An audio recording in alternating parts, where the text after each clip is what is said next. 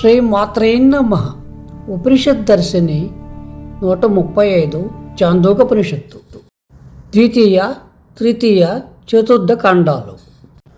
4 వేదాలు, ఇతిహాసాలు, వేదాంగాలు, ఇతర శాస్త్రాలు, గారుడ విద్య, దేవజన విద్య, ద్యులోకము, భూలోకము, వాయుభూతము, ఆకాశము, నీరు, అగ్ని, దేవతలు, మానవులు, పశుపక్ష్యాదులు, తృణములు, వనస్పతులు, క్రిమికీటకాదులు, ధర్మాధర్మములు, సత్యాసత్యములు, ప్రియాప్రియములు మొదలైన ఈ సమస్త ప్రకృతిని వాక్కు తెలియజేస్తుంది.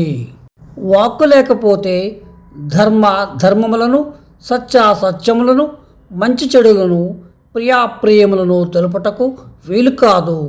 ఈ సర్వస్వాన్ని వాక్కు తెలియజేస్తుంది. వాక్కును బ్రహ్మముగా ఉపాసించాలి. వాక్కును పరబ్రహ్మముగా ఉపాసించేవాడు వాక్కు యొక్క పూర్వజ్ఞానాన్ని పొంది వాక్కు ఎంతగా వ్యాప్తి చెంది ఉంటుందో అంతవరకు స్వేచ్ఛగా విహరిస్తాడని చెప్పాడు సనత్కుమారుడు. నారదుడు అప్పుడు భగవాన్, వాక్కు కంటే అధికమైన జ్ఞానం ఏదైనా ఉందా అని అడిగాడు. ఉంది అని సనత్కుమారుడు చెప్పాడు. మనస్సు వాక్కు కంటే గొప్పది. 2 రేగికాయలు ఒకే పిడికిల్లో ఇమిడ్చుకున్నట్లు మనస్సులో నామము మరియు వాక్కు ఇముడ్చుకోబడి ఉన్నాయి. అంటే మనస్సులో అంతర్భూతములై ఉన్నాయి.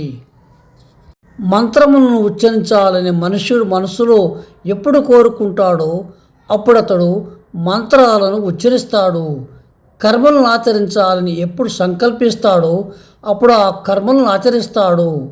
పశువులు, పుత్రాదులు పొందాలని ఎప్పుడు కోరుకుంటే అప్పుడు వాటిని పొందుతాడు. ఈ పరలోకములను ఇష్టపడిన వెంటనే పొందగలుగుతాడు. మనస్సే ఆత్మ, మనస్సే లోకము, మనస్సే బ్రహ్మము. మనస్సును పరబ్రహ్మగా ఉపాసించాలి. మనస్సును పరమాత్మగా ఉపాసించేవాడు మనసు ఎంతవరకు వ్యాపించగలదో అంతవరకు యథేచ్ఛగా విహరిస్తాడు. అప్పుడు నారదుడు, మనసు కంటే గొప్పదేమైనా ఉందా అని అడగగా సనత్కుమారుడు ఉంది అంటూ చెబుతున్నాడు. సంకల్పము మనసు కంటే చాలా పెద్దది.